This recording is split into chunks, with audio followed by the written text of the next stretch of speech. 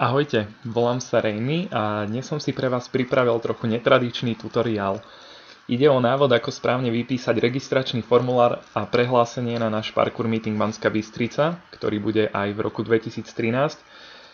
Keďže si myslím, že každý z vás by mohol niečo také vedieť vyplniť správne. Nejde o to, aby som vás nejak buzeroval, alebo vlastne áno, chcem vás buzerovať, pretože tie formuláre, ktoré ste mi posielali tento rok, niektoré vyzerali dosť otrasne. Takže poďme si pozrieť, ako by to malo vyzerať. Na začiatok máme prvú položku meno a priezvisko. Meno a priezvisko sa štandardne píšu so začiatočným veľkým písmenom, takže napríklad moje sa zapisuje takto.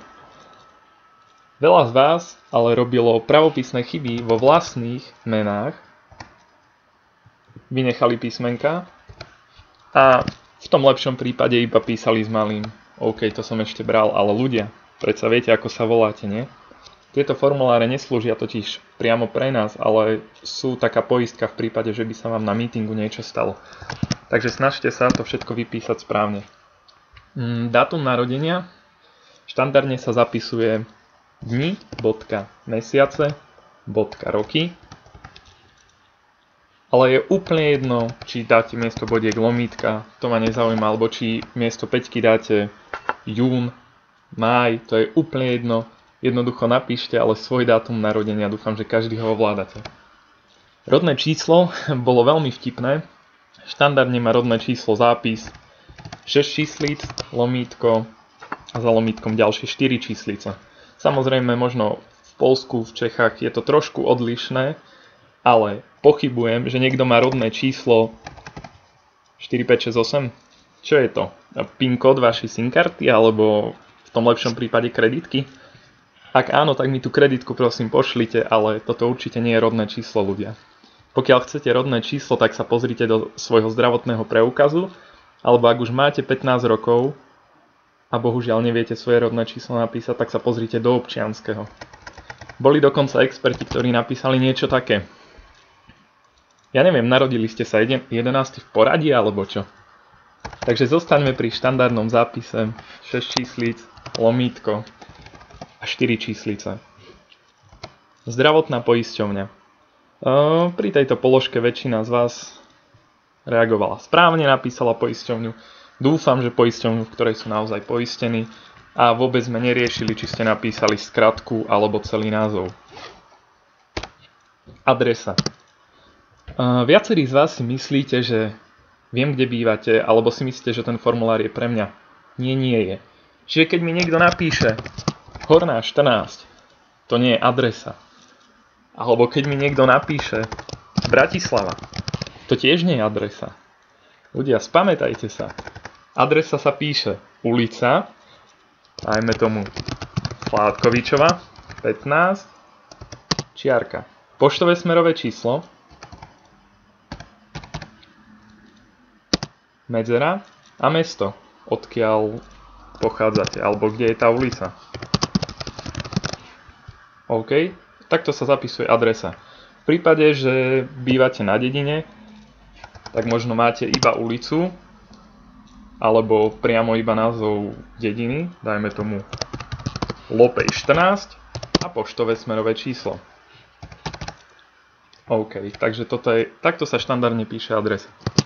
Telefonický kontakt, našťastie viete napísať všetci, alebo takmer všetci. Píše sa 09 a potom to už pokračuje.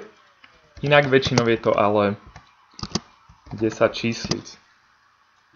Vôbec som neriešil, či niekto písal na začiatku +421, je to úplne v poriadku. E-mail. Takisto v maili ste robili štandardné pravopisné chyby. Vyhadzovali ste si vlastné písmenka z mena, napríklad keď ste sa volali Janko Mrkvička, ste napísali Jank Mrvička, prípadne ste tam dokonca spravili chybu. Ale bol dokonca expert, čo napísal Gmail. Ďakujem, že viem, že máš e-mail na Gmaili, ale nejako mi to nepomôže, keď ťa budem chcieť kontaktovať. Veľkosť trička, čo som sa čudoval, snažil som sa vám ešte aj napísať postupnosť veľkosti, ale viacerí z vás sa pýtali mňa na to, ktorá veľkosť je aká. Štandardne si každý viete pozrieť aké trička zvyčajne nosíte a podľa toho si môžete vybrať z tejto ponuky. Pokiaľ si nie ste istí, radšej si vyberte väčšie. Ale niektorí ste písali S až L, neviem čo mi bude dobre, tak na budúce sa snažte vybrať jedno. V podstate tento krok sme, teda túto možnosť vybrať si tričko sme spravili pre vás, aby ste si fakt mohli vybrať to, čo vám sadne, aby sme vám nemuseli prideľovať trička, aké budú. Podpis.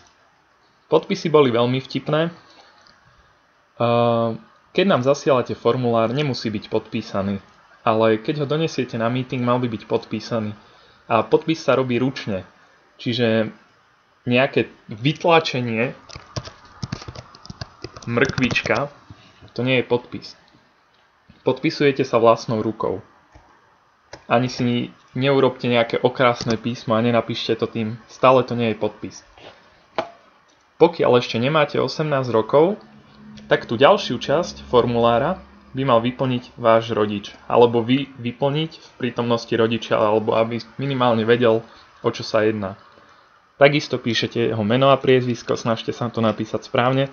Telefonický kontakt je veľmi dôležitý, pokiaľ budeme potrebovať vášho rodiča kontaktovať v prípade vášho zranenia alebo podobne, tak by mal byť napísaný správne. A takisto e-mail a jeho podpis. Takže toto je asi všetko k registračnému formuláru. Ešte raz opakujem, nie je to pre nás, ale je to pre prípad, že sa niečo stane.